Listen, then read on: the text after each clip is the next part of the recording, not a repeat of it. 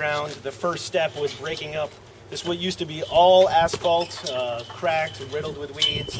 So we put in the plantings in the large grass area at the north end. And then phase 2 here included the raised planters, new toys, removing unsafe and dilapidated playground equipment.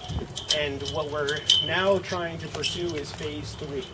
And phase 3 is looking to improve the connection with the school to the playground. Right now, the cafeteria is through that set of double doors there.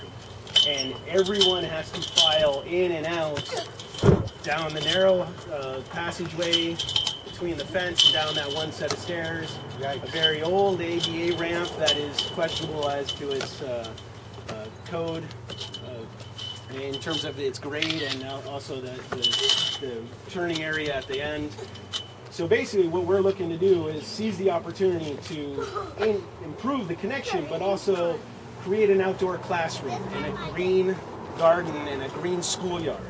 And really have the community and the students be able to learn about renewable resources in a self-educating manner. So the idea would be to include solar panels and show those actually powering a solar clock, rainwater collection that then is used to irrigate the plantings on the site, step-down terraces, green terraces that surround the amphitheater-type stairs that also include a new ADA accessible ramp up the side. So it would encroach onto the playground a little bit in the two sides here, but ultimately this line that you see in the drawing is the existing retaining wall there. The other thing it does is really seizes the opportunity to use that upper terrace. You know, a lot of bulbs have gotten planted in the raised gardens, but otherwise it's really a pass-through. It's underutilized. Yeah. And so that's where we want to have it be more engaging and be able to have not only the teachers be able to bring the students out, but have the community at large be able to come in, wander through. Right now, during phase 2, we opened up the playground so that it is open on evenings and on the weekend to be able to have community members utilize the space. Well, nobody even thinks about going down to that staircase up and over to this area because otherwise it's locked off. It's not inviting, and now with an amphitheater stair and two separate so let me ask you some questions. Yep. So the design, well, first of all, where are you in the process? We applied for the opportunity fund through the Green Spaces levy. Doesn't sound like we've been recommended on to the next stage. Okay. I'm going to see if there's still a fighting chance to get it in front of you for that funding. Yeah. Because in that concept, that was a large capital expense that they would be able to take over the project from us and build it out. Right. Ultimately. So there's an opportunity fund round open with the Parks Levy Committee right now. Right now. Okay. Right now, the submissions were due back in September, and then they've been in committee review since. So the plan was developed by whom? By the PTA here, we contracted with the landscape architect that did phase 2 with us. Did a whole community process. So this is the communities behind this design. We went to the Admiral Neighborhood Association, got them on board. We were working with 3 different concepts at the time. Ultimately, brought it down to this final. Got it. So your design is pretty much complete. Right. It's now in the conceptual stage. Right. So what's the implementation cost? Well, it all depends on the extent of the build-out. We were asking the Opportunity Fund for $600,000. Got it. It could ultimately be built out with hardscape and a lot of volunteer efforts, similar to what we did on phase 2, probably in the 3 to 350. Okay, so it's sizable. Yes. Yeah. Okay. The core being the structural and hardscaping of creating the amphitheater steps and the That's right. That's most of the expense. Exactly. Okay. Got it. Yeah. So just so you know, you said Opportunity Fund and then in front of me. I don't know if any mayor has ever changed the recommendations of the Parks Levy Oversight Committee. Okay, just so you know.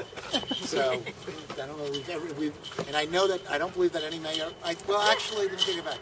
I think one mayor once changed the neighborhood matching fund recommendation, and it has never been done again. Well, you're a special kind of mayor. I'll take that as a compliment. Yeah, I am a special kind of mayor, but just so you know. Yeah. Okay. And so if the Opportunity Fund doesn't work out, then we'll be looking to the Department of Neighborhoods for a matching grant. Right. They helped us on both of the Phase 1 and Phase 2 in that regard. Right. And then perhaps partnering with somebody like Seattle City Light on the solar aspect and seeing if they have any kind of grant money they could throw our way. Right. What's the maximum on a large? 100,000. 100,000, and that's what we got for the Phase 2. Right. Yeah, and that's a challenge when something is more, harder. Right. When you have hard capital costs, that can be harder. But that could get you part of the way there. Yes, That can absolutely. get you part of the way there. Right. Okay. Any other ideas of funding sources that we might pursue?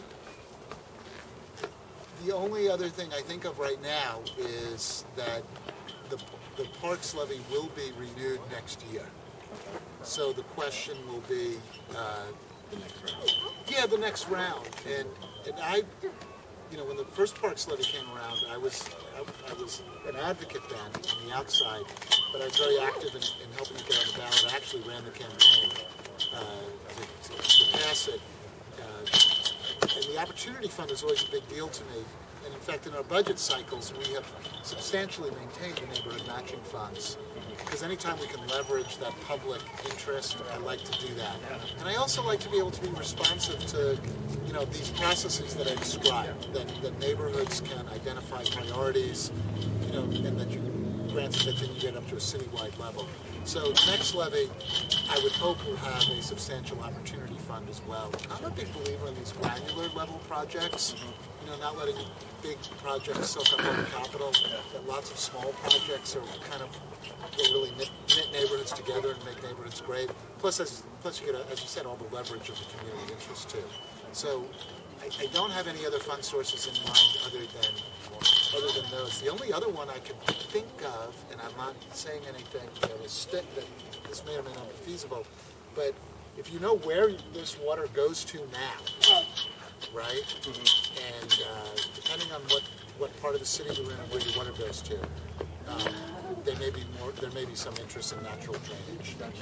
Now, if your water's going someplace good and being taken care of, not such a Some places it goes right into streams in Puget Sound. So those places you might be able to find some SBU might have an interest in certain neighborhoods in reducing stormwater flows. But I don't know if that's true for this neighborhood. You'd have to ask them. We're ready? Appreciate it. All right. Thank you.